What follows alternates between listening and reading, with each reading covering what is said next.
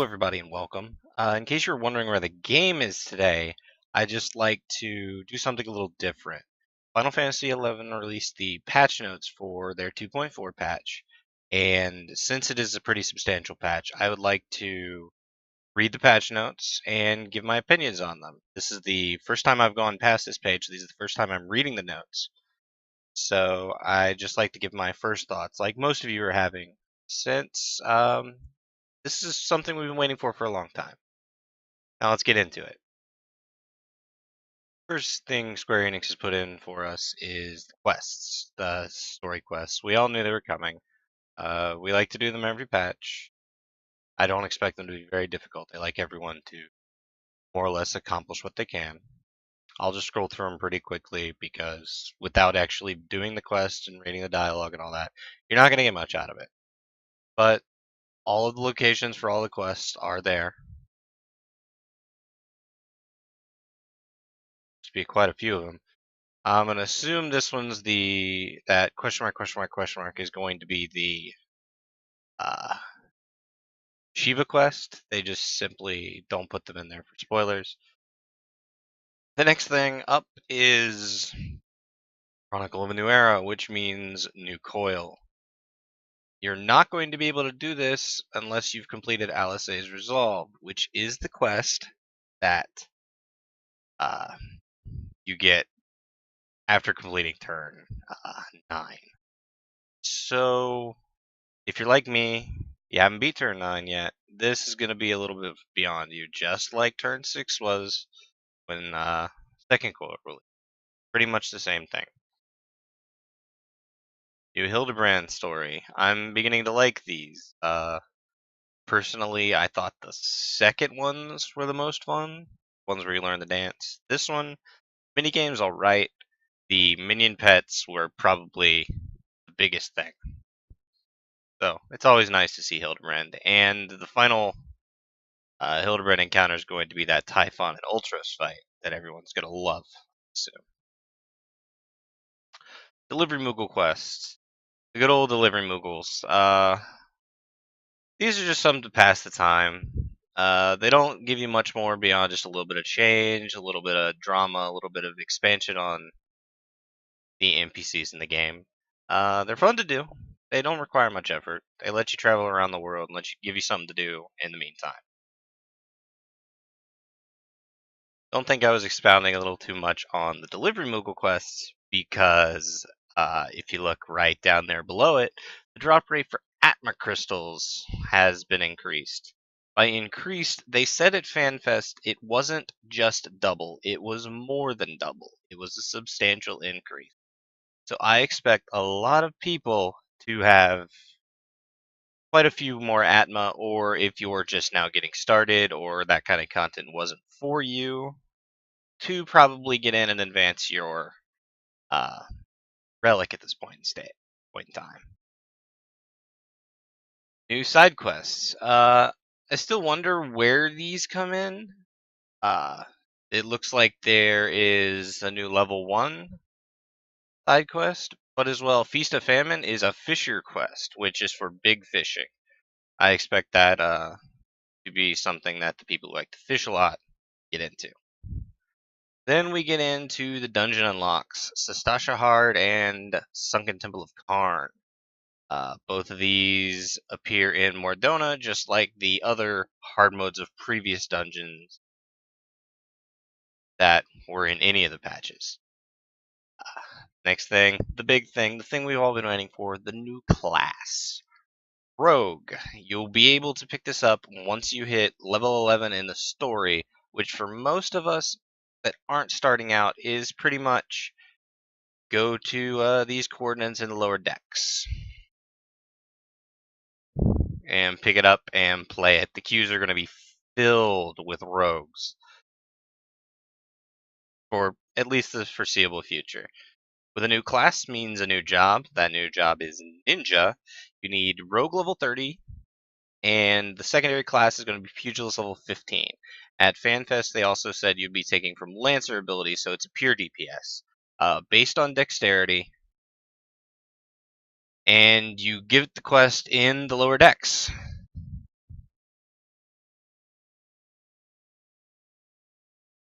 And these are all the rundowns of the quests. Class quests every 5 to pick up abilities.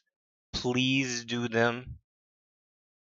I'm getting tired of seeing people that are jobs, but they don't have the first 3 levels of job abilities, and it's not really fun to play. There is the introduction of a new tombstone.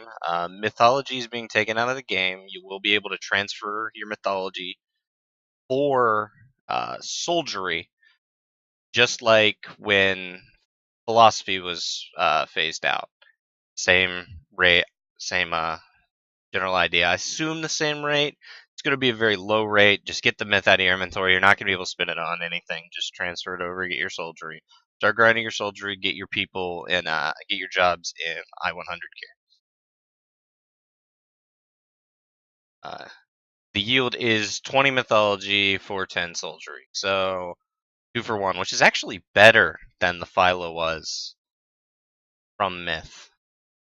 So if I was somebody who had a bunch of mythology, I would not spend them anymore for the patch. It's only a couple days, but I just stop spending them because you're not going to get as much out of them. Likely the materials are going to go to a different means, and it's probably just going to be smarter to transfer them over to soldiery, get yourself gear, and move on with it.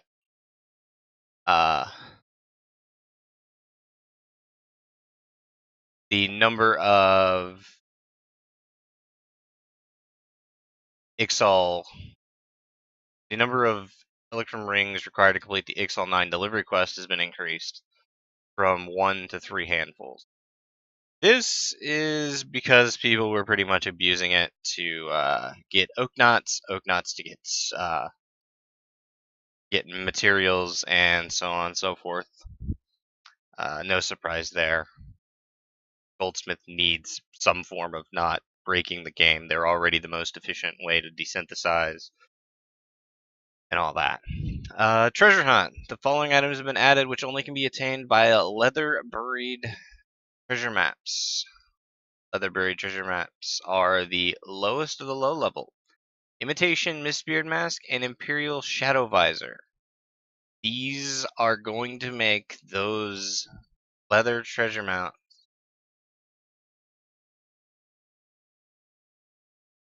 worth so much more. So, if you're seeing this and they haven't gone up in price yet, I'd probably start stockpiling them because everyone is going to want that shadow visor. It looks cool. The Mistbeard Mask, whatever. Following items can no longer be obtained from buried leather treasure maps. Swan Feather, Eagle Feather, and all gear prior to patch 2.4. Now, 2.4 stuff is going to go onto the Toad Skin, the Boar Skin, and the Pie Skin maps. So you're not going to be missing out on any of it, but the unhidden maps are going to seem to be evolving just like the tombstones in that manner. With the introduction of Poetics, the rewards from treasure maps have been adjusted as follows. Treasure maps rewarded from Allagan. Treasure maps that rewarded Allagan and Mythology now reward Soldiery, and Soldiery will reward Poetics. I assume it's in case anyone wonders about the yield. Quest yielded 20 Mythology or 10 Soldiery, they will yield 20 Soldiery or 10 Poetics. It's a 1-for-1 trade. So you get those maps that offer 26, 7, or 3 of the high levels. Going to be the exact same thing. They just copy-pasted it over. Drop rates for certain items obtained with leather buried treasure maps and pie skin maps has been increased. So instead of doing a boar skin map every day like I do, just so I can get it soloed and out of the way, pie skin maps are going to be worth more. And you can get your friends and go do them. A lot of people have been holding off on the maps and doing other things. Grand Company rewards granted in exchange for Grand Company seals have been adjusted as follows. New items have been added. Here's where you're going to buy your materials again. We got Rogue Daggers, Rogue Gear. Well, rogue daggers, essentially, because rogues can use monk or any of the fighter gear. They're going to be same price as all the other class gear. Your mats are going to be 9,000 seals apiece. So, pretty much on the level. I assume you're going to get a lot more seals. Seals have never really been a problem for the longest time. So it's nice to see. You expected that move. Allagan Rogue and Ninja gear will now be accepted for expert delivery missions. That assumes that the Rogue and Ninja Allagan gear is going to be in the game. They said they were going to put it on Monk gear, so that's confusing me right now. I'm going to keep reading. The Grand Company delivery mission window has been adjusted as follows. The number of company seals in player's possession will now be displayed. That's a little small quality of life change. I like it. The confirmation message will now be displayed for exchanging high quality items or items affixed with materia. That actually, I think, was already in there, but it might have not been in there for the non seal trade-ins, the blues, the greens. They give you the big seal numbers. That might have just been for the daily stuff. So I don't know. I don't do the daily turn-in stuff. That's my fault. Housing. Subdivisions have added to all 3 residential districts, which contain 31 through 60 plots. This means they've effectively doubled the amount of housing available. Some people think housing costs too much. Some people think it doesn't really matter in the grand scheme of things. I personally, I have one of the houses, and I've seen a lot of people that want them. More houses is good. I always thought of it as something of a luxury item. They were hard to get. They cost a lot of money. They're kind of a status symbol, more so than a very useful thing. Gardening, of course, is very nice. By this time, houses are so available that every FC will have access to them, and chocobo breeding, which is the main portion you need a house for, has really gone out of style. They're going to move it over to the chocobo tender, they said, for breeding and whatnot, but we'll see what happens. I hope they add more to houses. Mine's getting kind of stale and just build with whatever I find into it. I water my plants, I garden, and I go out in the world and do what I do. These are the picture of the subdivision maps. You'll only be able to get to these through using the aetherytes within the previous zones. So you can't zone into the subdivision. You'll just have to choose when you hit the zone line where you want to go. Culinarian furnishings have been added. This is something that's kind of fun. I'm totally going to do it. Oh, it actually gives you the food buffs when you use it. So, if you've played World of Warcraft, they're kind of like cauldrons or buffs like that. They have 10 uses. And yeah, they're just nice little buffs. Gourmet supper, gourmet lunch, crit vite, gear durability bonus. That is nice. Now they're infinitely more useful because, yeah, they make your stuff decay less. I'm going to be making a ton of these right when it drops when I do my Ninja Marathon grind. An armoire furnishing has been added and can be placed inside the estate hall. This is something I've been calling for forever. The only reason for me to go back to the inn room was for the armoire. Now, I have the minigames, which were nice, but small and unsubstantial. So having an armoire in my house, I have a bell. Now I only really have to go outside the house to hit the market board, which might be a good and a bad thing. You want to see more people in the world, and I still go into the world a lot. But hey, an armoire in the house, it's nice. Riviera half partitions are now categorized as table furnishings. Furthermore, the other furnishings can now be placed on top of Riviera half partitions. Okay, so Riviera partitions, for those that didn't use them or didn't know, are very wide. They're like almost mini walls compared to the other ones, which are like bamboo or stuff you would set up in a room to just clearly be a partition but not be anything substantial. The Riviera ones were like solid walls. And now you can put things on top of them like potted plants, stuffed animals, lights, whatever. I don't use any in my house decorations, but I know a lot of people did, and a lot of people like that. The rogue category has been added. The hunting logs. I love the hunting logs. I had them done for 2.1 even dropped in all the classes. This is the first time we get to see the rogue class icon, which is two little daggers. It actually looks a lot better than all the other class icons, sort of like Arcanus did. So, yeah, cool. New statistician hairstyles have been added. Long hairstyles. Lalas get some dreadlocks. We got elves being elves. If you want my opinion on elves, you've probably already figured it out by now. Following changes have been made to open world areas. Players can now board the Rotano Privateer, a large fishing vessel off the coast of Costa del Sol in eastern La Noscia. This, I assume, is a ninja area, a player hangout area. I don't know. This is the first time I've heard of it. Might be used for something. I assume it's the ninja hideout. Rogue and class ninja job have been added. This is a battle system update, so this is all of that. These are the abilities, which I'm going to spend a pretty decent amount of time on right now. Okay, let's start off with Spinning Edge. Delivers attack of potency of 150. That is actually really decent, considering the instant attacks are usually potency 100.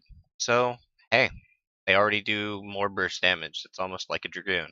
Perfect Dodge completely avoids the next physical attack, duration 5 seconds. It's not quite Perfect Dodge from Final Fantasy XI. But, as opposed to thinking you might not be able to dodge a boss mechanic, now you can assure you will, because you're like, oh, I'm not sure if I'm going to dodge this button. It's alright. It's a little bit weaker than Black Mage's dodge the next two, but I assume it's going to be on a shorter cooldown, since its duration is almost instantaneous when you know you're going to take it. Gust Slash delivers an attack with a potency of 100. Combo, Spinning Edge combo potency 200. So Spinning Edge is actually the combo starter. That is the spam button. So their spam button is 150. Then you combo it into a 200 attack right after it. They're starting to seem like a legit DPS. Kiss of the Wasp applies venom to your weapon, increasing damage dealt by 20%. Changes the additional effect for Jugulate to stun duration 2. Here's a recast timer with Kiss of the Viper. These are going to be their little class buffs, I assume. I don't know how long they're going to last. We'll have to see on that, because it doesn't give a duration, but it does increase their damage by 20%. And 20% already on a generally high starting potency combo. Seems really nice. Jugulate, I guess we'll read farther, is an actual stun. So, oh, it appears it's a stance. Effect ends on reuse. That's nice. Mutilate delivers an attack with a potency of 60, damage over time potency 30 for the next 30 seconds. Okay, so dot class, poison class with a high damage combo. I'm already seeing more akin to Dragoon. Blend in with your surroundings, making it possible for most enemies to detect you, but reducing movement speed by 50%. Has no effect on enemies 10 levels higher than your own. No doing the WoW stealth runs through mobs. And enemies with certain special sight will see you. I assume it's going to be like hounds and WoW, or anything else that had stealth detection, or bosses. No little issued mechanic there. Cannot be executed while in combat. Of course, we saw that coming. Effect ends upon use of any action, including hide. So you can use it to pop out of it. Use anything, including like Kiss of the Wasp or a teleport or anything like that. Yeah. So no just going into stealth and teleporting away.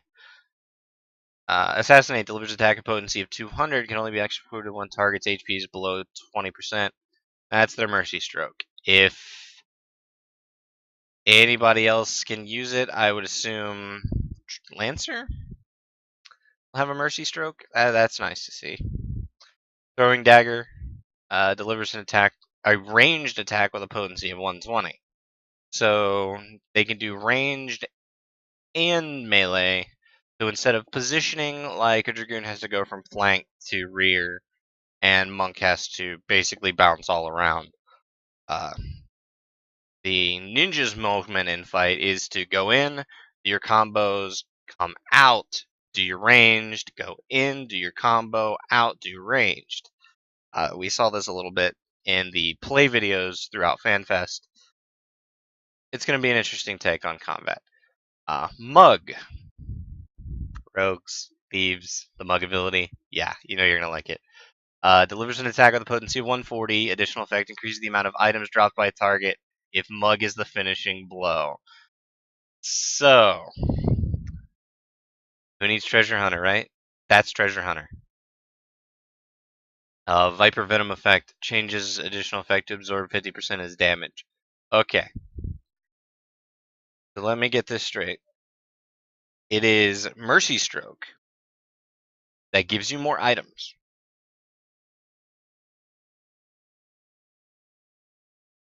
That's all I can say. Refreshes TP of a single party member, duration 30 seconds. Refreshes TP of another party member. I'm going to want a ninja. My best friend in game is going to switch his main from monk to ninja, and I'm a warrior who has TP issues because I use overpower way too much. This is the best ability I've ever seen in my life. Sneak attack delivers an attack with a potency of 300, 500 when executed in front of a target. Can only be executed while under the effect of hide and shares a recast timer with trick attack. So they get trick attack, sneak attack cannot be used with trick attack. That's unfortunate, but if you use it while in stealth, which is how you're going to use it in front of a target, it does a ton of damage. Dancing Edge delivers an attack with a potency of 100, combo action Gust Slash. So this comes after the second builder that we saw earlier. Potency increased to 260 when executed from a target's flank during combat. Combo bonus decreases target's slashing resistance by 10%. And HP recovery via healing magic by 20%. Cannot be stacked with Storm's Eye. It is Storm's Eye. So if you're a warrior like me, you have a ninja friend, Storm's Eye no longer has to be applied for you to get the major damages. And you can go about your business spamming Butcher Block. And now the tank ability, Storm's Path, will probably be used a lot more since the warrior doesn't have to apply it. Another thing is tanks are going to generate a lot more threat with a ninja in the party. Kind of a nice little callback to how Thief worked in Final Fantasy XI. If you're unfamiliar, Thief used sneak attack and trick attack to put more threat on the tank, make the tank better in a party that the Thief was in. So, kind of the same thing, to a very minor degree, but I like that they kept that essence in the game. Then we get Kiss of the Viper.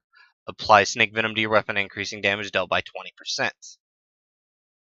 Changes the additional effect of Mug to absorb 50% damage as health. It shares the recast timer with Kiss of the Wasp and cannot be used simultaneously with any other weapon or poison.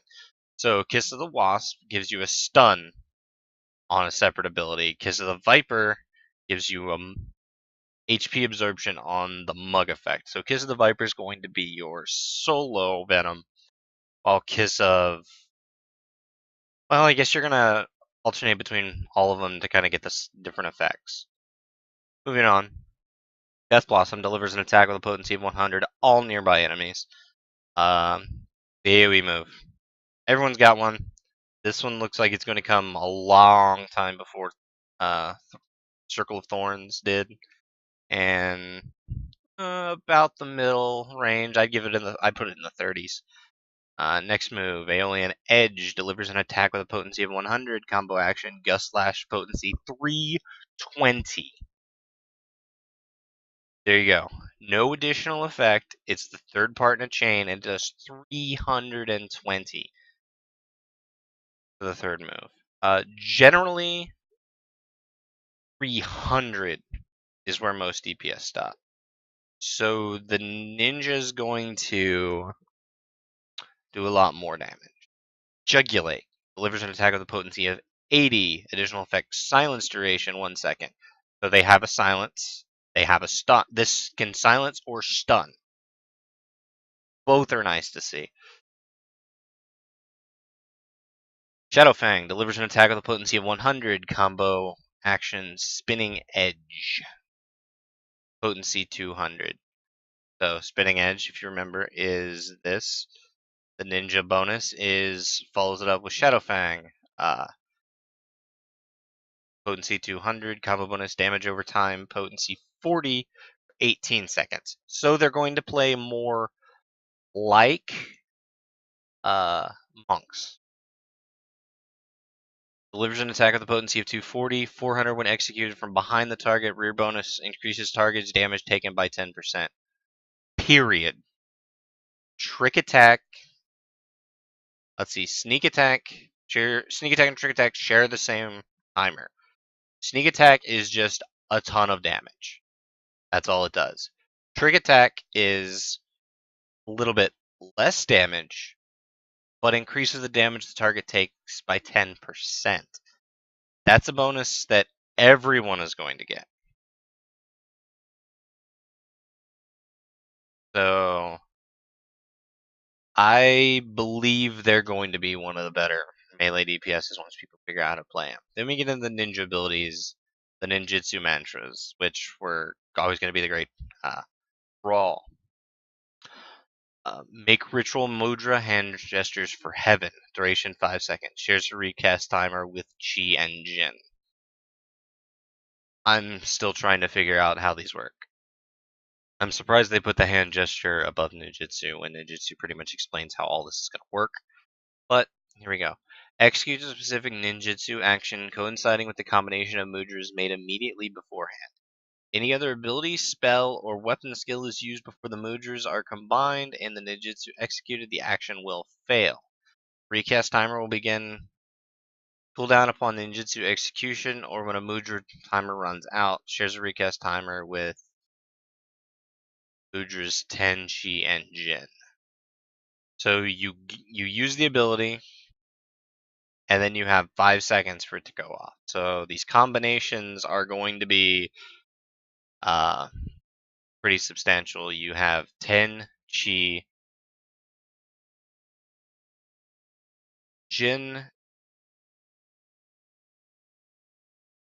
and that looks like... Oh, Ten, Chi, and Jin are just the 3. Okay. You got to do them in 3 different combinations. If you play Dota 2, it's Quaswex, Exort. This is what you're going to be doing all the time. Then we get the ability Shikuchi, move quickly to the specified location, cannot use when bound. They're going to have a teleport. Whether this is ground targeted, I assume this is ground targeted because it's specified location, so it's not a mob teleport.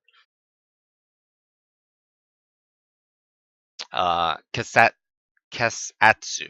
Sorry, I'm not very good with Japanese. Resets the ninjutsu recast timer while ensuring critical damage for the next ninjutsu action. So this is going to be like your big giant damage. It's cool. Fuma Shuriken, deliver a ranged ninjutsu attack with a potency of 240. Any one of Ten, Chi, or Jin. It's just going to be that boom boom damage. Then we get the elementals. Katon delivers a fire attack with a potency of 180 to a target and all enemies near it. It's fireball. So Chi to 10 or Jin to 10.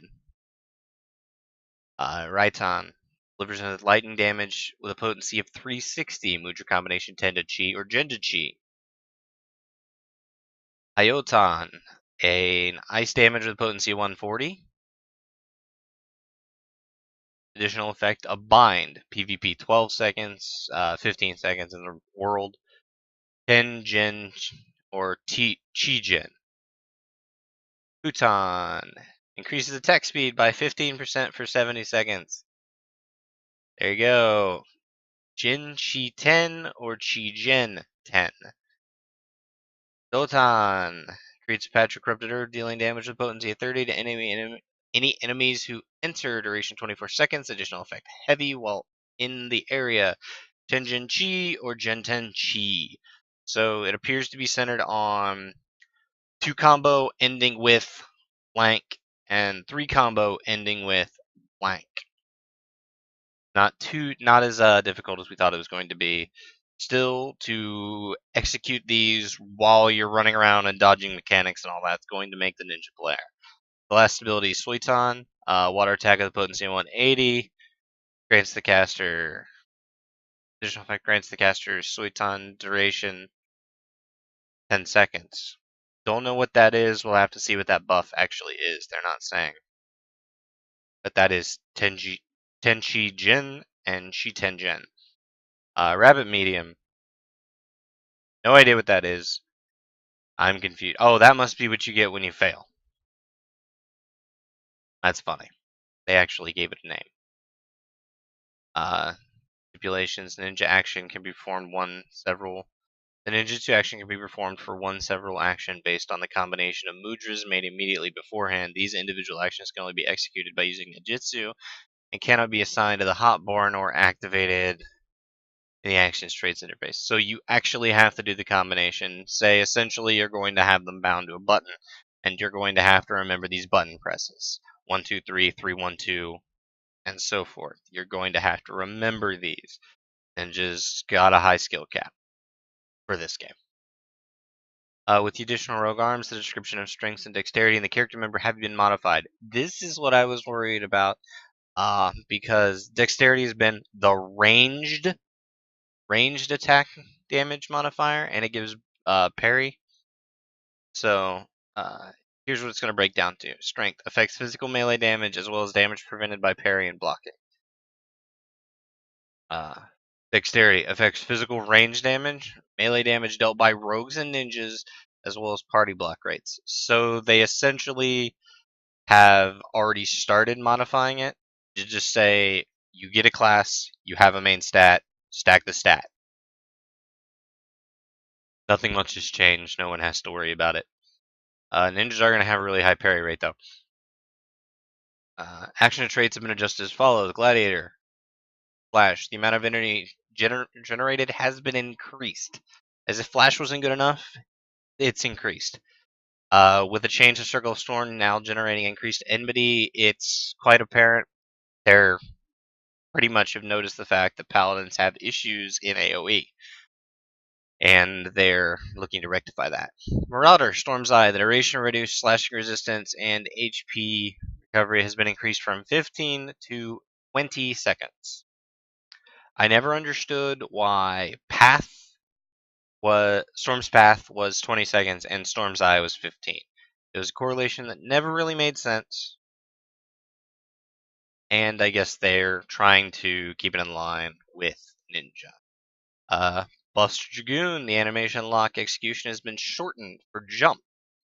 Animation lock has been shortened for Spine Shatter Dive. The animation lock has been shortened for Dragonfire Dive. For all you Dragoons that like to jump and then get hit by mechanics that die, I kind of enjoyed the joke, but now it'll be a lot harder to do.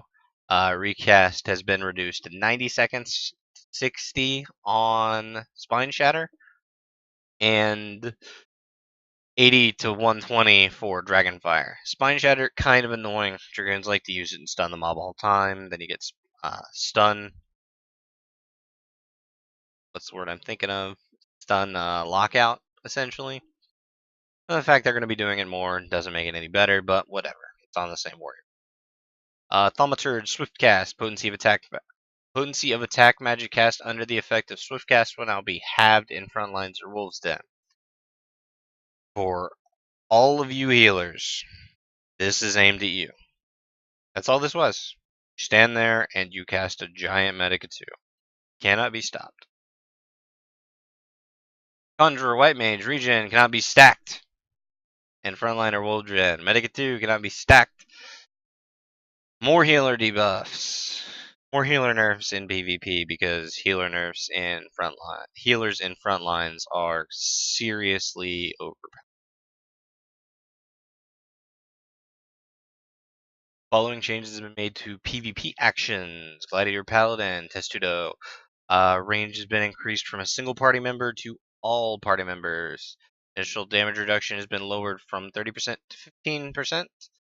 Effect duration increased from 12 to 15. Testudo 2, increased duration has been increased from 16 to 20. And enhanced effect 3, damage reduction has been reduced from 50 to 25%. So instead of hitting one person and making them damn near unkillable, it's now going to affect everyone and be slightly less potent. Pretty much in key with the warrior ability that increases everyone's HP. Lancer Dragoon Impulse Rush. The additional effect has been changed from a 30% TP consumption reduction to an increased critical rate. Action will still nullify all weapon skills directed requirements. With no enhancements applied, critical rate is increased by 20%. Enhanced 3 is the additional effect has been changed from 50% TP consumption to reduced to an increased 30% critical rate. Essentially, the Impulse Rush has gone from making you do a lot more in your short amount of time that it's up to just making you hit like a truck. In PvP, they gave warriors perfect balance, or dragoons perfect balance. The new PvP actions have been added. These are for Ninja. Recuperate restores 20% of max HP. Oh, these are for everybody because they did increase the level cap or the rank caps. So we get Recuperate. Restores 20% of actual health. Enhanced 1 is shortens recast to 150 seconds. Enhanced 2, increased HP recovery to 30%. So everyone gets a second wind. Detect, reveal the location of nearby enemies under the effect of Hide. Enhanced Detect, shortens recast to 50. Available for all DPS. Well, Archer and Rogue based jobs. Overwhelm, rushes the target and delivers an attack with a potency of 150. This is Rogue Ninja. They get my charge that I wanted on Warrior. When am I getting Raging Rush, by the way? Enhanced Overwhelm 1 shortens recast time to 60 seconds. Enhanced 2 increases potency to 180. Enhanced 3 adds a stun effect. They get a charge stun. The DPS gets a charge stun and the tank doesn't. Ill Wind delivers an attack with a potency of 170 to all nearby enemies. Additional effect Silence. They get an AoE Silence. Ninjas are going to be annoying in PvP. The last ability, Malmsight, locates enemies in a 50-yard radius in front of you and displays them on allied mini-maps.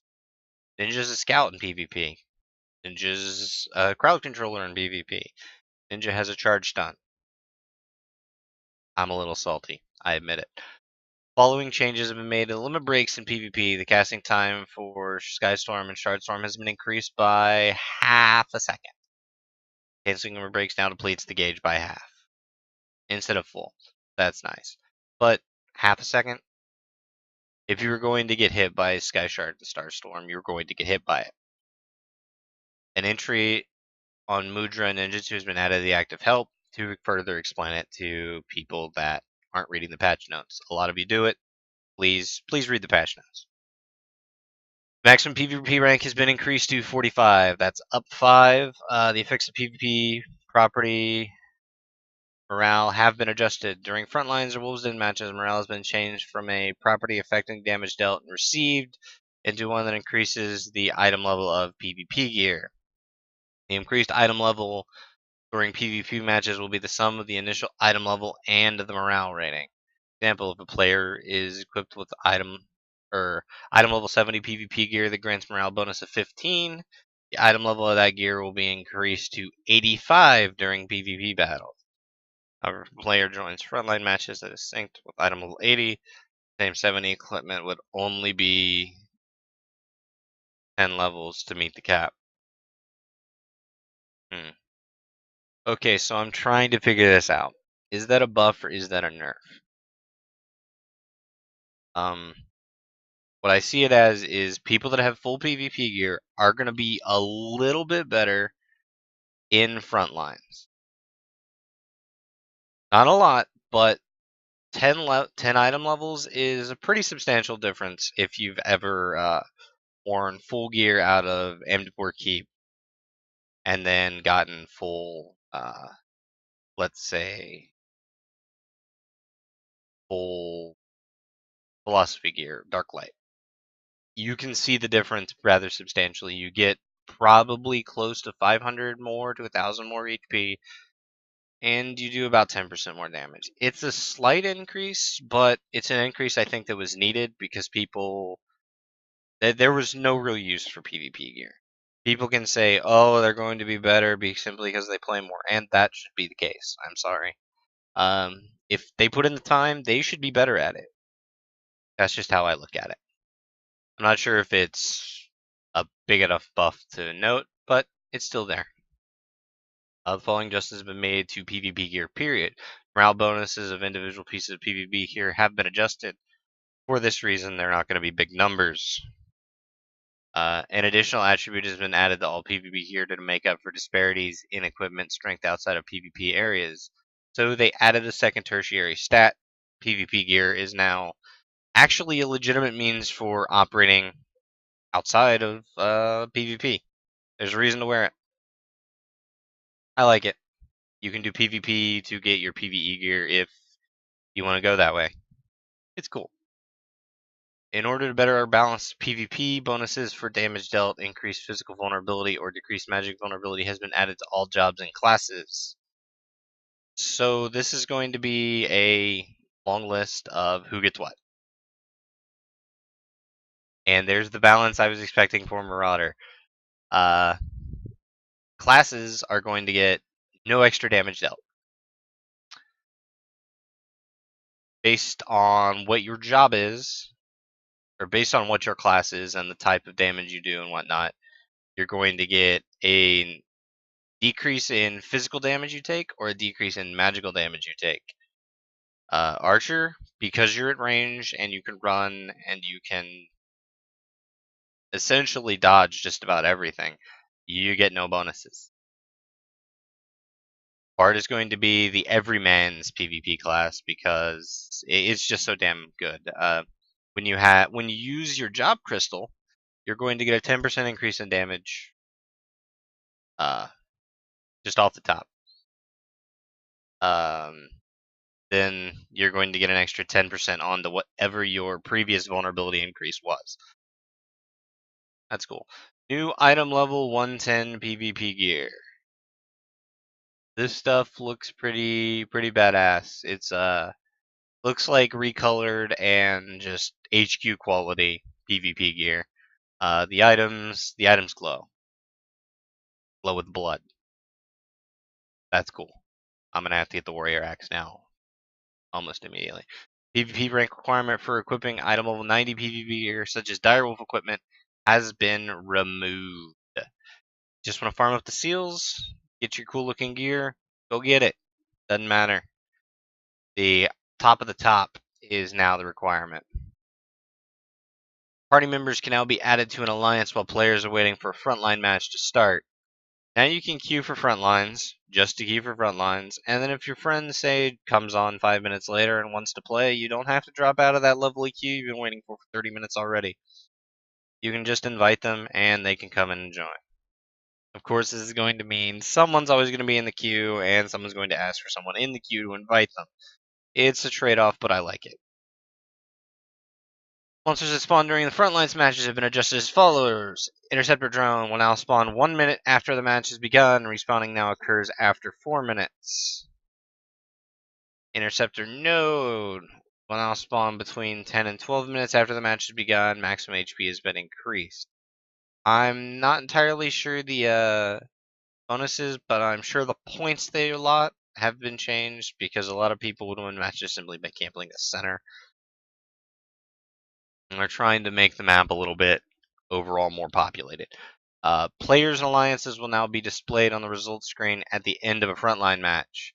So they're going to show you who's in a stack, essentially. That's not bad. Not really a change or anything. The following sorting options are now available on the results screen at the end of a Frontlines match.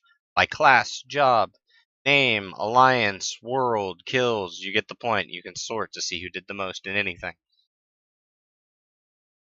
Striking dummies at the Wolves Den here have been repositioned. They're no longer in BFE. They're right out in front. Use them. Following changes have been made to Allagan Tombstones. Here we get into the Tombstone thing more. Allagan Tombstone Poetics have been added. Players can only obtain 450 per week, up to a maximum of 2,000. We're used to this by now, I assume. The week limitation on all Allagan Tombstones of Soldiery has been removed. Soldiery is the new myth, guys. Start farming that I-100. Allagan Tombstones of Mythology are no longer obtainable. However, players will retain all currently held Tombstones of Mythology through Batch 2.4. All trials and duties where Allagan Tombstones of Mythology could be obtained will now offer Soldiery instead. I assume this is going to go to a 1-to-1 ratio. If not, nope, they've changed items, so we'll read on before we start blindly speculating. Allagan Tombstones of Philosophy will be removed from the game. If you are one of those people that still have some form of Tombstones of Philosophy in your inventory, and you can go and convert them, go and convert them, because they're about to be absolutely worthless. Absolutely. They're just getting taken out of the game. That little line on your screen is just leaving. The NPC Oriana in Revenant's Toll will now give players the option to exchange mythology for soldiery. We already read the rate. It's 2 for 1. 20 for 10, actually. Not really 2 for 1 exactly.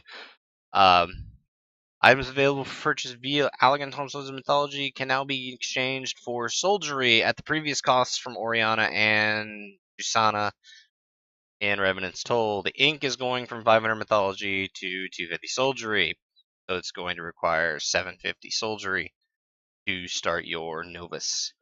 Radzat Hand Oil, 225 Mythology to 110 soldiery. It just gets cheaper, easier. If you don't have a relic, go get your relics.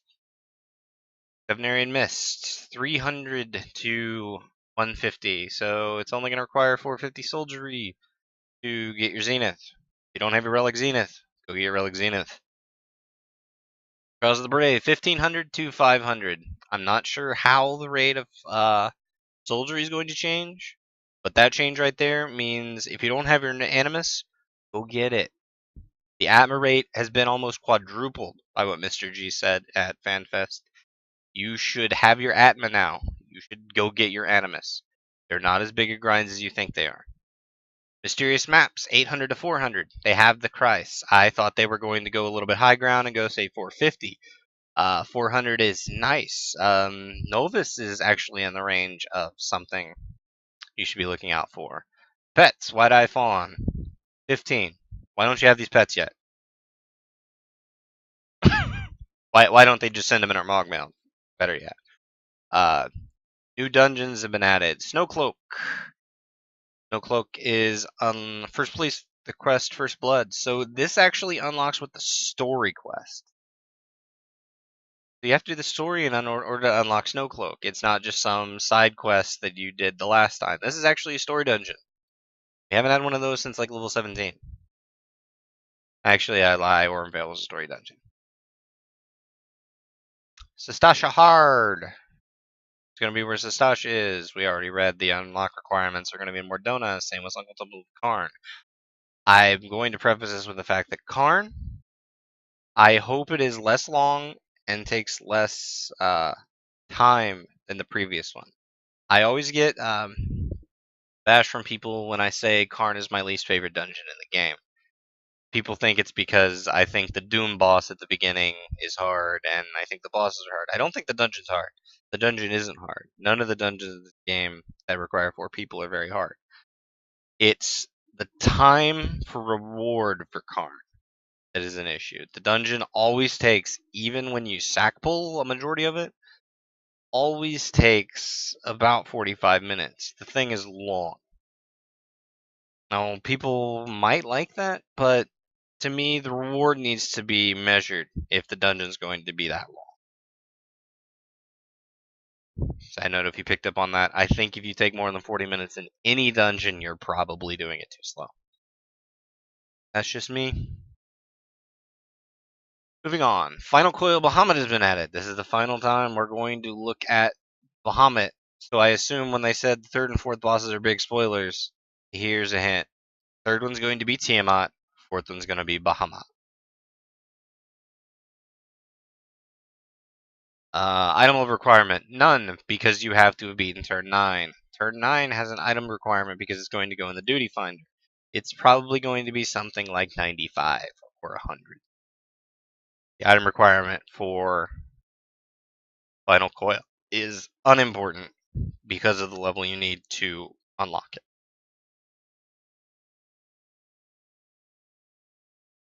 When exiting the Eorzean subterranean, players will now be transported to Blue Fog in northern Thanalan.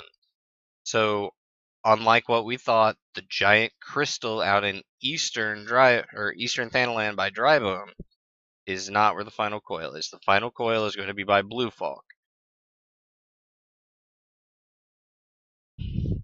Players will only appear in the area following the completion of second coil of Bahamut turn 4. You beat Nail. I assume it's not a spoiler now to tell you that the final boss of second coil is Nail Deus Darnos. The condition under which Iron Giants spawn during the battle with Atomos in the Labyrinth of the Ancients has now been adjusted. I don't know why they're making CT easier, but they are, kinda. Or maybe they're just changing the condition because they used to glitch out and not spawn, and then you'd be locked in there until the distance crashed or the server reset. The conditions are moving on down another line. Gil reward has been increased to the chests in Circus Tower. You actually get more money from Circus Tower. The weekly limitation on item and treasure cost in Circus Tower has been abolished. Go get your sands, go get your oil, go get your Amon set. Good times. Go to Circus. New trails have been added. The Ak Afa Amphitheater. Going to be Shiva's area. Let me just say this right now. It's going to take about a week, and then your duty finder is going to be flooded with looking for group sex. It's going to be Shiva EX, but it's going to happen. Expect it. Look forward to it. Dragon's Nest, the final fight in the Hildebrand storyline. Going to be versus Typhon and Ultros. From what I understand from FanFest, it's going to be Typhon first, then Ultros, then both at the same time. I know it's not going to be a reward, but what I really want is that nice pink shirt, that guy in the middle. Drop rate for Mirror of the Whirl has been increased. It had to happen. I don't know if there's anybody still farming for those. The drop rate for the following Extreme Primal Battle Rewards has been increased. All of the mounts. Go get your ponies. Pony farming is a real thing. The following duty trials raids have been added. The duty finders, No Cloaks, Stasha Hard, Sunken Temple of Karn. These are going to be the new expert roulette. Everything else is going to be dropped down to high level. Trials, Dragon's Neck, Ak Afa Amphitheater, Hard, and Extreme. It's going right into the duty finder right now. So I don't know if that's going to make it easier or harder or what. Quick preface, going back up because I didn't touch on it. Shiva Extreme is going to require the story to be completed like Ramuh, but you're also going to have to have completed Striking Tree Extreme. You have to beat Ramuh EX in order to move on to Shiva. Just like you had to beat Moogle in order to move on to Ramuh. It's a constant progression. The following duties, trials, and raids have been added. I already went over that. Raids, Second Coil Bahamut 1, 2, 3, and 4, and Savage. Savage is in the duty finder. I don't know. The following duty trials raids have been added to the duty finder, and now we're going to look at this in an expert sort of way. Duty Roulette Expert is now going to be Snowcloak, Sastasha, and Karn. Hullbreaker, Tamtara, and Stone Vigil have gone into the high level. See, everything else stays in the high level. Trials, you're going to have to do Dragon's Neck and Ankh-Afa. This means that Hildebrand is actually required again to do your Trials Roulette. Some people don't like that. I don't mind. It makes me do the story. The amount of gil received as part of an adventure need reward for Duty Roulette low level has been increased. They're giving me my tanks so I can level my rogue. That's what they're doing. You're going to get about 10,000 gold for tanking a low level.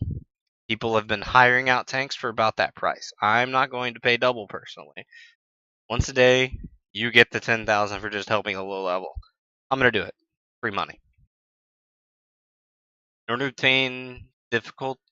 to maintain difficulty of certain duties, item level sync has been applied to the following dungeons. Item level sync. See, now we don't even have level sync. You're going to be capped at 110 in a high level dungeon. Whether that matters or not, I think it actually makes the item level thing slightly less important. As long as they keep it to 110 blues as opposed to 110 whites. That's what the level problem. That's what the level cap problem is in most of the lower level dungeons. Is it caps you to the whites level of gear, not say blues or greens or anything like that. When undertaking duties utilizing item level sync, the item level of any gear exceeding the maximum item level will be adjusted accordingly. Unlike character level sync, however, gear parameters will not be subjected to further reductions beyond that brought about by the item level decrease. While item level sync is active, any material that is equipped will not increase the player's attributes. This, actually, I'm not entirely sure if that matters, because if your item level sync to 110, now we'll have to go to the crafting gear, but I'm pretty sure the crafted gear isn't going to be 110 either, so that's interesting. The following changes have been made to the Duty Finder window. The item level sync icon has been added to all applicable dungeons. The title of each dungeon has been checked, displayed at the bottom of the window. Here's the unfortunate part about the item level sync. Oh dear, that's what the new tombstone looks like. Hold on, I'm getting off track. But they should have it with 3 red lines instead of 2 red lines and a green line. That's gonna get on my nerves. The item level sync has been added to the dungeons. The only problem I see with the item level sync for all of these dungeons is I like to get the best gear and then see how fast I can do. I was already racing Garudas to see if I get them done in under 2 minutes.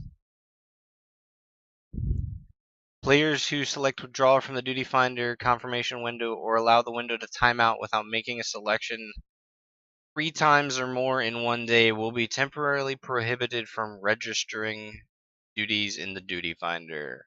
Will reset at reset time.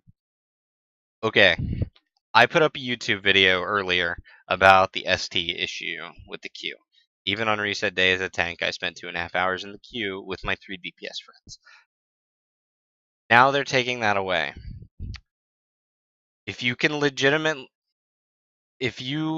AFK while you're in the Duty Finder more than 3 times a day, you're probably not paying as much attention to the game as you should be.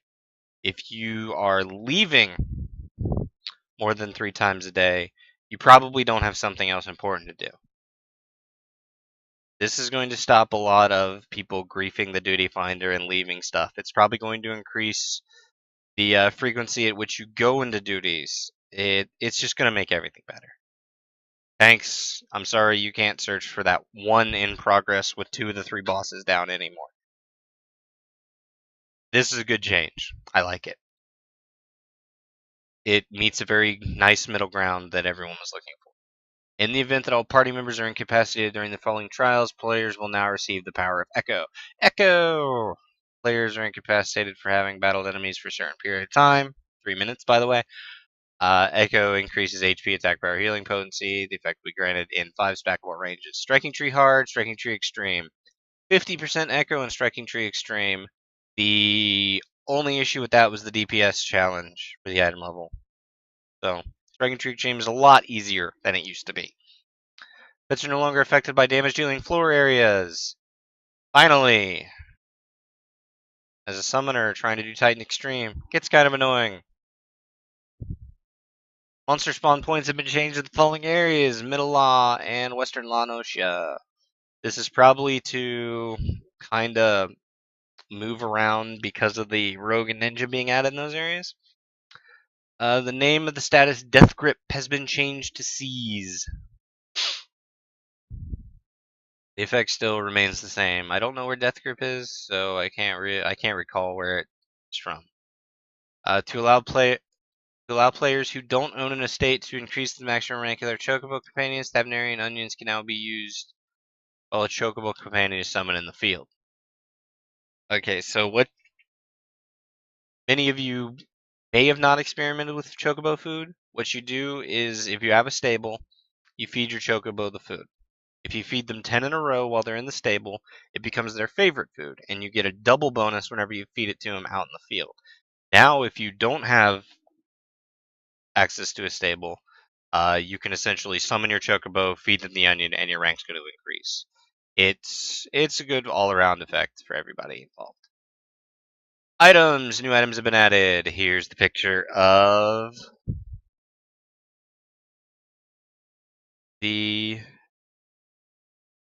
okay, that just goes back to the items, or down to the item explanations, and I'll use it.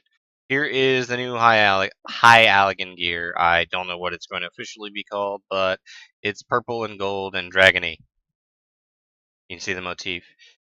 New recipes. The new recipes have been added. That's Koenig armor if you're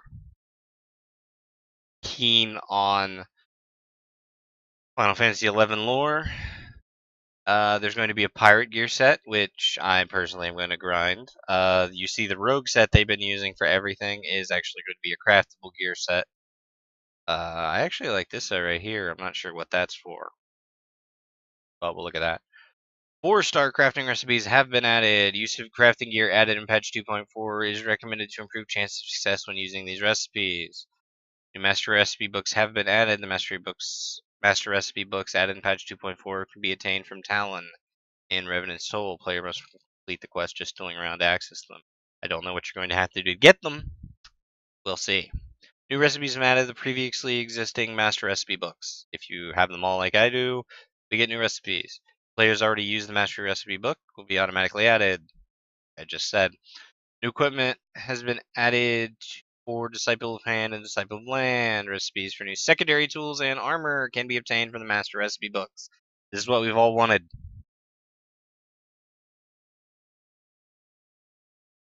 The history section has been added to the crafting log, detailing crafting history and favorite recipes, the recipes you've crafted the most. It's a nice little entertaining thing and gives you a favorite recipe. You can just figure to get the recipe done.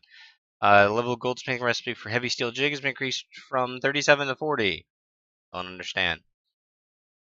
New items are available from purchase from the Ixali vendor in Northern Shroud, which can be purchased for oak knots. 8 oak knots a piece. Sealand and spring water. Probably used to craft extra stuff for the house.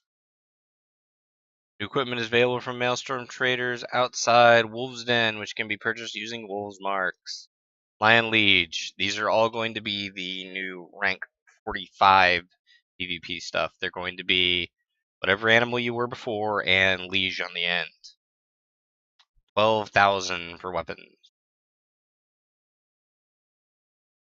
7,500 for small right sides. 12,500 for bodies. And 56.25 for accessories. Following adjustments have been made to the inventories of the Hunt Buildmasters found in the headquarters of the Grand Companies. You can buy weathered gear for 300, or you can buy weathered gear for 400, 660, and 300 per accessory. Not quite as cheap as item level 90. Armor accessories issued for Elegant Home System Mixology 90 have been removed. New items are available for purchase from Rianne and Ulda, Steps of Nald. Following items have been available for purchase from Tataroga in Mordona. If you aren't familiar, he's the guy that sells the Glamour Prisms. The Emperor's New Necklace, the Emperor's New Earring, the Emperor's New Bracelet, the Emperor's New Ring. These are the glamour items that hide. They have no model. They hide your jewelry on you, which is kind of funny. Rogue ninja weapons have been added to the inventories of multiple traders, so the daggers are back, guys. Following item names have been changed: Steel Lamppost to Riviera Lamppost. It makes sense. People finally know what set it goes in. Description for the following items have been changed: Riviera Lamppost. And yeah, just to go along with that. Following items have been made available for rogues and ninjas, have been given additional dexterity bonuses. Gloam, Dark Light, Allagan, High Allagan, Werewolf. All this ninja gear is essentially Fist Fighter. All this monk gear has been essentially just given dexterity, because the dexterity bonus doesn't help monks in a very measurable way, and ninjas need it. That's what they're doing, guys. Go get your Fuma set. Go roleplay as Naruto. The attributes of normal quality items above list have been changed to those of their high quality equivalents. In addition, all items equipped by classes of Disciple War only can now be used equipped by rogues or ninjas. The attributes of items have not been changed.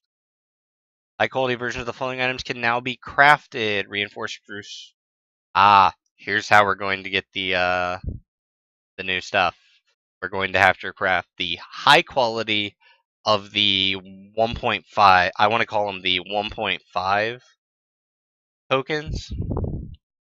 Following items can now be sold or donated to grand companies in expert delivery missions. All your Allagan. All your Allagan. All your heroes. Following items can now be stored in the armoire. Ninja job gear. That's it. The following items can now be desynthesized. Reinforced gear. Allagan gear. Heroes gear. Direwolf gear. Tremor gear. All of the old I-90 stuff is now descent. Following items which reset player descensive skill upon level used have been added. You can reset your stuff down to level 0. This is a change for the people that have been grinding up multiple simultaneously and you've hit the 300 cap and you just start dropping random skills everywhere. If you are sure you don't want to continue with something, you can purchase the item and kill it back down to 0. Or, well, 1. Synthesizing seafood will now yield Allagan coin instead of demi materia. Apparently Allagan coins are, oh yeah, sold for money. No demi materia from fish. The following gathering points have been added. Unspoiled in southern and middle. You know what's going to happen. We get upgraded hand and land. We get upgraded nodes. New items have been added for certain gathering points. Platinum ore and ebony log. Gathering points increased. Harvest item following gathering points have been lowered from 370 to 353. So they've knocked a little bit off the topsoils and umber rock and friggin' log. New fish, including big fish, have been added to the 21 fishing holes available to fishers between 35 and 50. More fish. Fishers, go have fun. Fish should only appear in certain combinations of weather and conditions have been added. More big fish. If you've actually finished the big fish achievement. There's another one. Fish that only based on your previous catches have been added. Breeds of fish that only appear 5 of their neutral predators have been caught. That's actually cool. You have to catch certain other fish in order to have a chance to catch these fish. Fishing just got more archaic. 2 new fishing holes have been added in eastern Lanosia. A lot of fishing changes. Patch. The following seasonal event items have been added to the inventories of Calamity Salvager NPCs of the 3 city-states. For the Cascadia Reborn achievement, all of your bathing suit needs. And for the Remember Me This Moonfire Fair, all of the yukatas and stuff. Drench It Moonfire Fair, Blast It Moonfire Fair, and Explode It Moonfire Fair. These all these items, essentially, when they're adding stuff to the cash shop, they're going to add the stuff that you didn't do the previous event. So if you've done the event, you don't have to worry about having to buy it if you threw it away.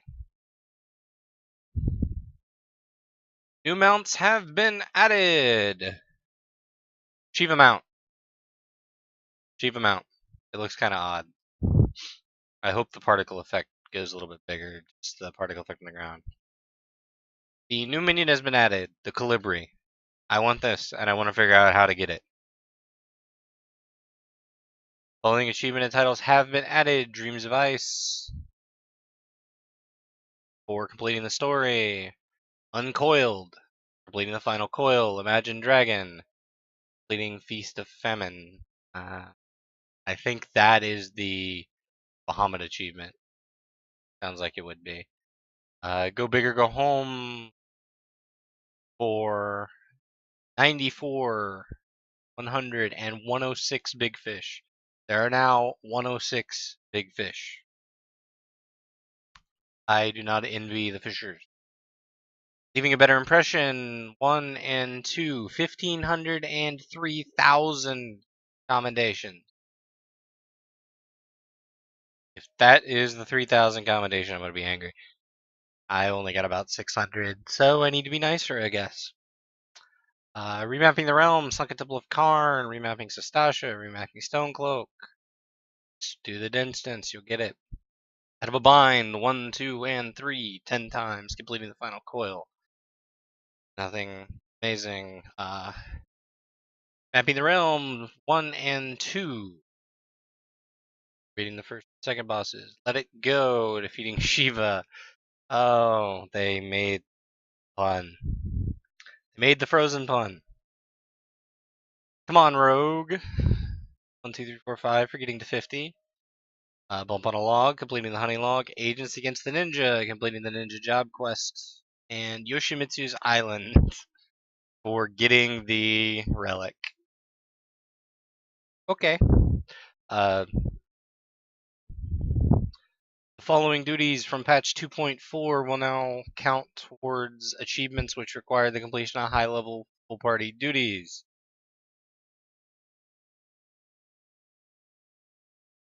Howling Eye Extreme, Naval, Bowl of Embers, Whirl Eater, Thorn March, Striking Tree, Shiva, Finding Coil of Bahamut, Second Coil of Bahamut, Savage, and Final Coil. They added Final Coil. Everything else was already on there. Well, Shiva as well. The introduction of the Rogue class, players will be able to complete the level 30 Rogue quest for receive an achievement this one time at level 30. For all of you who have already been to level 30 on everything else and already gotten all the achievements, there's another one just for that. Achievements, which were previously sorted by class in the character tab of the achievements list, have been redistributed to the following 4 categories: type of war, magic, hand, and land, instead of battle and crafting. Following changes in addition have been made to the retainer ventures. Exploration 15 has been added. This is what the Colibri's from. Almost guarantee you. Certain items have been made of following exploration ventures have been changed: Highland and Woodland. The gathering rating required for the following ventures have been adjusted from 13 water slide exploration. Oh, that's the Fisher. Highland exploration from 370 to 353. New items can now be obtained from quick ventures. New rare items can now be obtained from Quick Ventures. Change from retainer finding rare items has been changed to adjust their equipment, and evaluation of the retainer equipment here in the log upon the completion of the venture.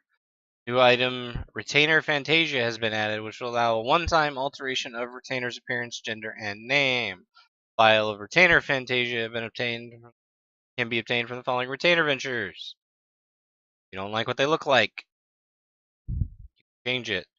What a lot of people were doing was taking all the items off of them, deleting them, and hiring a new one. I don't know how to do that. After using a file of Retainer Fantasia, a player should speak with the following retainer, locate in NPCs, and select Change Retainer's appearance or nickname. The people you went to for the quest way back at level 20 that you hired the retainer, now you have to go speak to them after you use the Fantasia to change their appearance. They're at a counter, usually in the market section of the cities. Rogue class and ninja job have been added to the following sections. Character window job class. They're putting ninja and rogue and everything in the game, and they're not putting it in everywhere. The party finder notifications will now appear once every 20 minutes and once every 10 minutes if search criteria are met. These notifications used to take and go off about every 5 seconds. If you AFK'd for about 10 minutes, your chat log would be full of nothing but these notifications. A lot of people turned them off. I'm still going to turn them off. The flag icon that appears on the map when the map link function is used will now remain in place even if the map window is closed. So you can close the map, open it up, close the map, open it up. And you're still going to keep your flags. Useful for hunting, useful for telling people where to go. The following changes have been made to the character window. Changes to PvP morale has been reflected in the Resistance tab. Elegant Tombstones of Philosophy have been removed from the Currency tab, and they've been replaced with Poetics, so Poetics are at the top. The position of status effect icons that display during battle can now be changed. System, oh hey! Effect icons. From the system menu, character configuration, UI settings, access the HUD tab, and the status icons can now be moved. I like them where they are. Some people like to change it. They can change it. The confirmation message that displays when a player is incapacitated or being resurrected can now be saved. So whenever you raise confirmation or something, you can save raises, essentially. Like you could save teleports off into the corner. The ability to temporarily hide the log window has been added. Select hide log window with the subcommand. I never really had the log window open. The size of the recommendations list has been adjusted. Recommendations are essentially for new players. I haven't used it in probably a year now. Abbreviated forms of emote text commands can now appear in the emote list in place of their longer counterparts. So essentially they're going to show you stuff like M dance and S dance. Following changes have been made to the friends list. Characters in the friends list can now be freely sorted into groups. We can sort the friends list now from the people we just added because they were good in the party and the people who are actually your like close friends that you want to see. And alts of friends and stuff like that. Friends list can now be filtered to show only a group of players choosing. It can be sorted oldest, newest, and alphabetical. Some quality of life changes. The friends list. When choosing who to send a letter to Vehicle Mail Service, the recipient list will now appear as a separate window instead of a drop-down menu. For you people that use controllers, this is probably one of the bigger changes to Google Mail. The following changes have been made to the market board. Up to 20 of the most recent items in a player's search form will now be saved.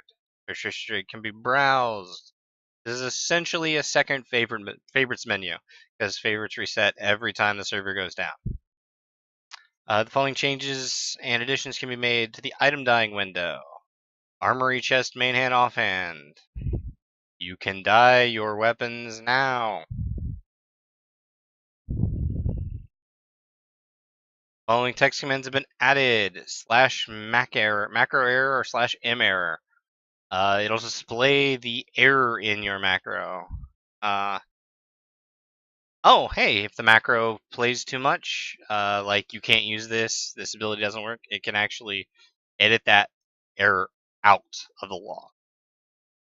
Clear log, CL, deletes all past messages from your entire chat log.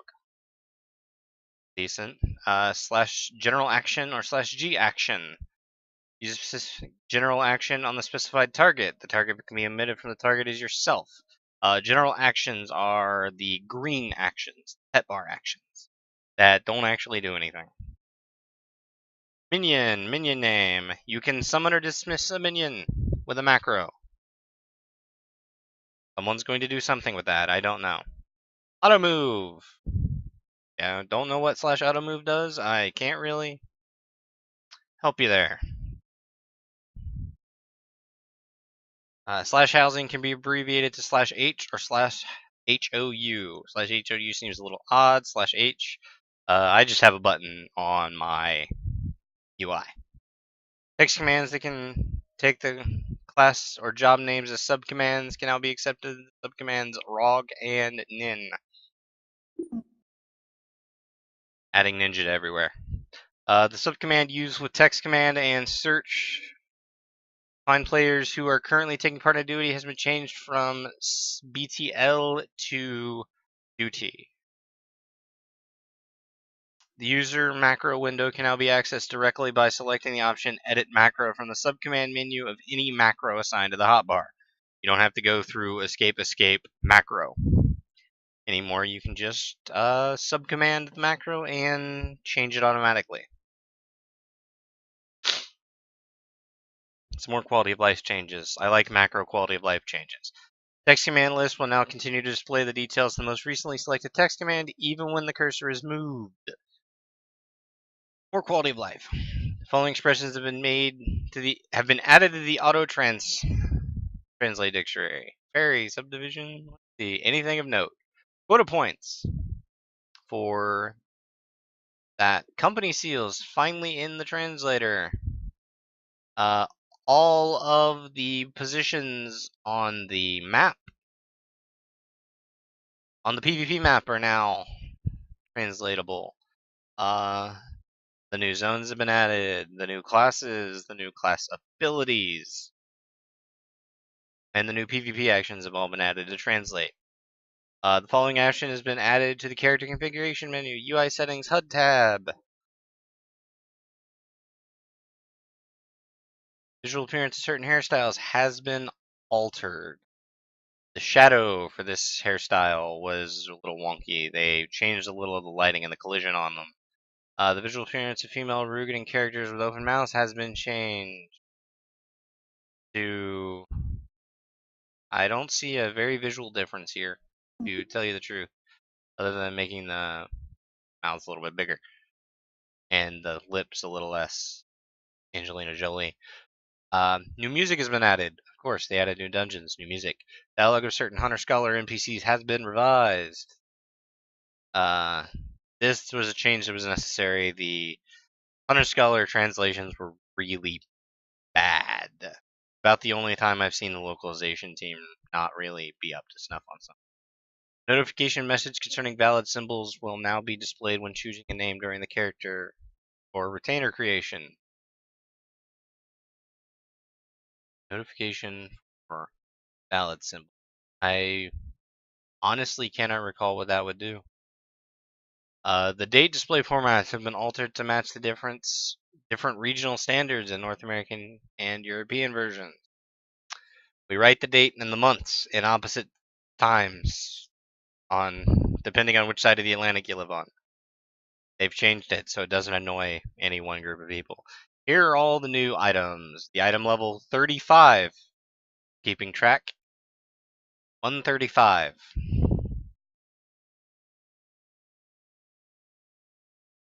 All of the rogue arms. Yep, all the daggers. All the daggers. The ninja relic will be called Yoshimitsu. Mortal Mog Knives. I'm gonna have to see what the Mog Knives are.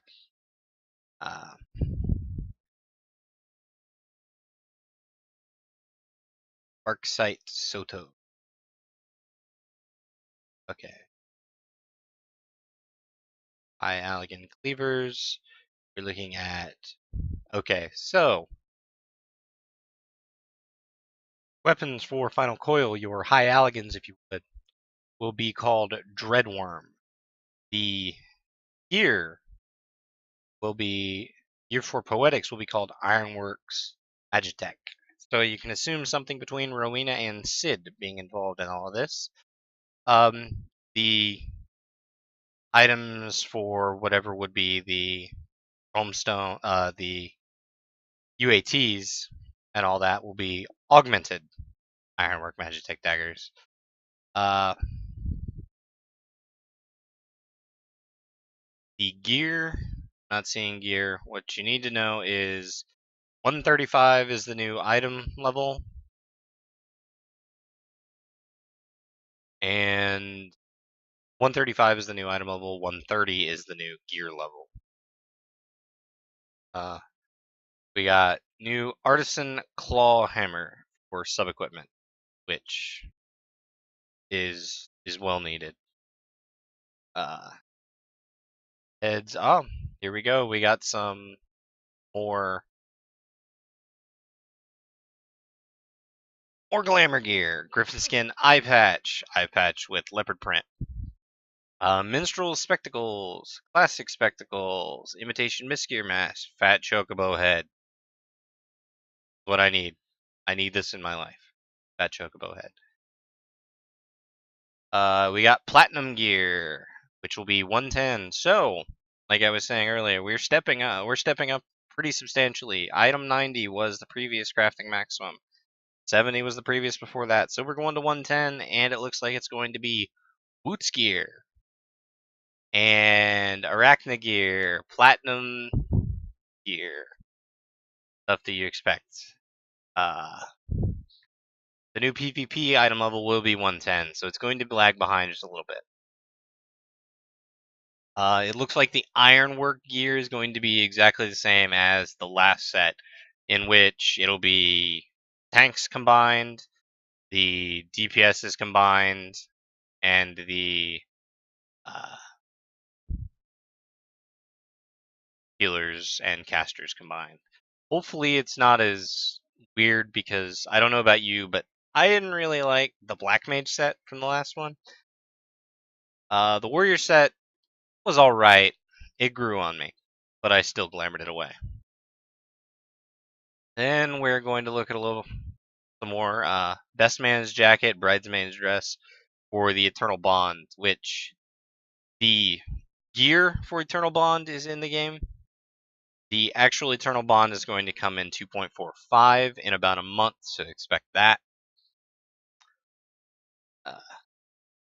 Let's see, just looking at this, we have Arachna shirt, which will be whatever. Arachna will probably be the Weaver gear. Woots is probably going to be, not probably, Woots is a metal ingot, so that'll be armor and blacksmith. Kirimu is likely the leather. On top of that, we're going to get item level 120, Ironworks gear. Poetic gear is going to be 120. You're going to upgrade it to 130. Then you're going to... Actually, it looks like there is no High Allagan gear. After looking through this last, no High Allagan. Because there was High Allagan, and then there was the gear that used Unweathered. It looks like they've kept it that you buy the Poetic gear, and you do Coil, you get an upgrade item. So they're likely moving to this quasi-token set, because I haven't seen anything that would denote... Never mind. Right as I say that, it's on the screen right in front of me. Dreadworm gear. The Dreadworm is going to be the purple and gold. I went on wild speculation. I apologize. Dreadworm is going to be wild and gold. The augmented items are going to be your sand and oil, whatever they call them this time around. And the gear is going to cap out at 130.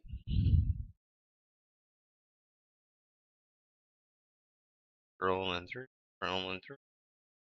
Nothing else. Bat sight. The Ninja PvP gear is going to be bat based. It'll be fun.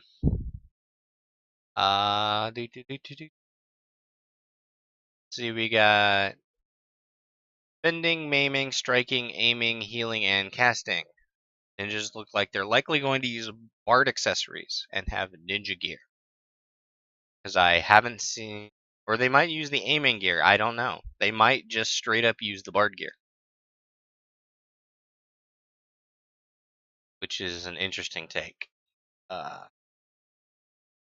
Still not seeing anything beyond best man gear, Kirimu gear. Kirimu, sorry, I've been pronouncing it wrong. The Emperor's new necklace. Werewolf is the new 110 PvP gear for accessories.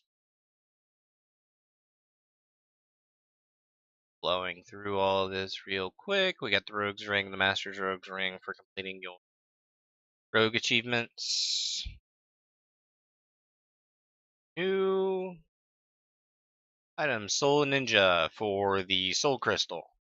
Painter Fantasia, triple cream coffees, freshly roasted ground coffee beans. They're not giving stats on any of the food, which is sad. These will be the upgraded 4-star food. The 3-star food left something to be required, and we didn't actually have the gear level to use them yet. So the 3-star food's going to be used now, and the 4-star food's going to be relegated to the why are you crafting this? But bacon.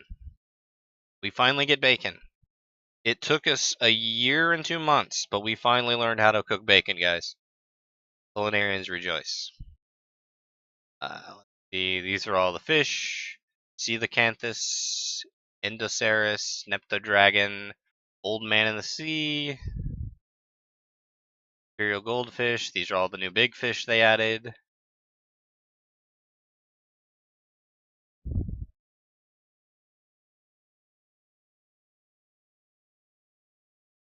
See what we're looking for. Okay, these are all the crafting gears. We got Platinum Ore, Woots Ore, Ice Tier, Diamond Tier. These are likely for Ice Tier and Diamond Tier aren't likely for. They almost assuredly are for the furniture items for Shiva. Don't know what the Shiva item is. Burning Oracle, Crystallite's Fragment of the Dreadworm of Bahamut's Burning Heart. This is going to be your White Raven fragment equivalent. We got Woots Ingot, Platinum Nugget, Platinum Ingot, Ebony Lumber, Ebony Long, Arachna Velveteen, Allegan Silk, Arachna Web, going to be the item used to craft that. Borax, Razik Sap, and Dubbin. These are all your new items. Ninja Guard Augmentations, Bloody Knife Blades, Warrior Relic. So back to Wondrous Palace to do Bloody Knife Blade farm. The Mossy Stone Daggers, the Misericord Blades. All of it's here, guys. New dyes. Dark red dye. Pastel pink. Dark brown. Pastel green.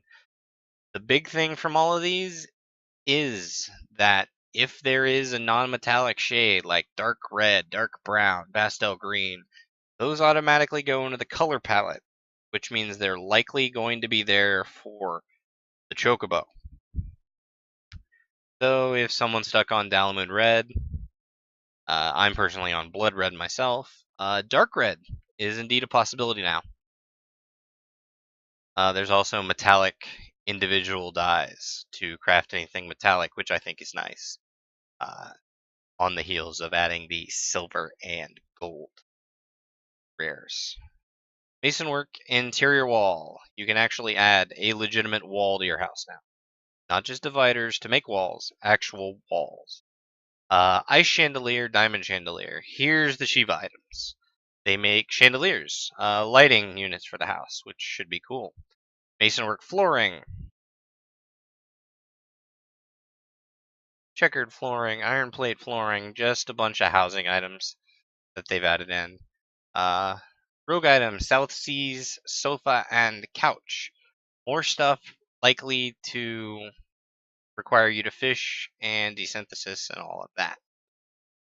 Head of the Dread Worm. This is impressive object art depicting the head of the Dread Worm Bahamut. It's right here. Dread Worm comes off the last boss in Binding Coil Bahamut. You're going to get Bahamut's head to stick in your house. Stools. The Armoire. It only plays one per estate. Gonna be in my house. That's for sure. We got a Manor sofa. We got a Masonwork stove. Open shelf bookcases, shipping crates, wine barrels, incense, bunch of stuff for your tabletops. Spruce up your house a little bit. They are doubling the amount of houses available in the game. So more people are going to have them. The housing market is going to explode. If you can craft housing stuff, I'd get to it. You're probably going to make a lot of money. Onus of the Engineer, wall mounted. So we're going to get stuffed marlins and fish. Fishers. If you like fishing, you can now put them in your house. More rugs. Minions, here we go. We got a tight-beaked parrot, a nanabear, a wind-up Nanamo. Nanamo and Urianger Ultros will likely be from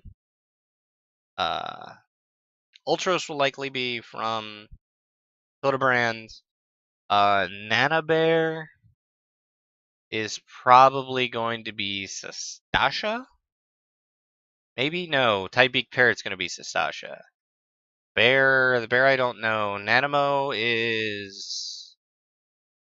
and Urianger, maybe from completing something else? I don't know. These are all items that are going to be acquired in-game. These are not the cash shop items. The cash shop items, if you recall, are Y'shtola, Yida, and Papalimo.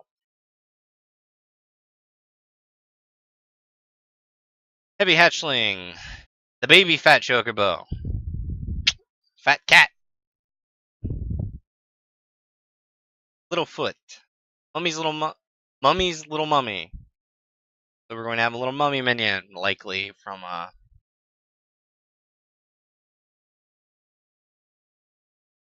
the rogue, or not the rogue,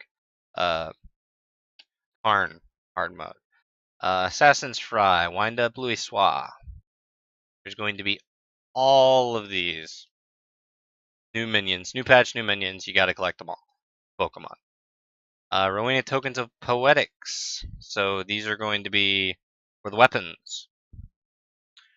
Encrypted Tomestone is going to be your new UAT. You were looking for... Yep, here we go. Carbon Coat. Born of Allagan. Ingenuity. This is said to increase a gem's hardness. Carbon Coats. And be used to improve the durability of almost anything. Carbon Wine. Antique Helms. Solarettes, gauntlets. These are your token pieces. They've spread them out. They're not oils for left side, or oils for right sides, sands for left sides. They are, here's your drop. This is for a tacit. This is to upgrade these pieces. This upgrades the belt. This upgrades the chest piece. This upgrades the hand. This upgrades the head. Spear Skull Ryoshimitsu for your novice. Carpentry, all these beginner books reset your descent level. The Master Books 2 give you even more recipes, which we're all going to need. Parade Chocobo Whistle. So there's going to be Parade Chocobo used for something. Don't know what it's used for. We'll see. Parade Chocobo. Likely,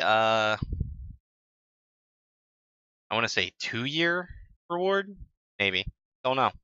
Boreas is going to be the name of the new Shiva horse, and Ice Barding is going to be the new barding you create from the Shiva item. New recipes have been added. There are a ton. I don't see anything that requires too much.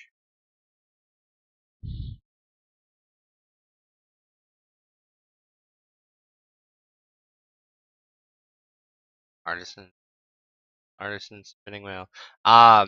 The cattle sealant, the item that you use 8 oak knots to purchase, actually is one of the requirements to craft your new offhands. So, I'll be seeing you out in North Shroud doing the quests after I get Ninja to. Just gonna blow through these real quick. You can read them yourself, just for sake of getting it all on screen. And we're done, guys. So, if you would like to read them yourselves, I suggest it. If you like this video, of course, like and subscribe. And, yeah, I'll see you in game on Tuesday when it goes live.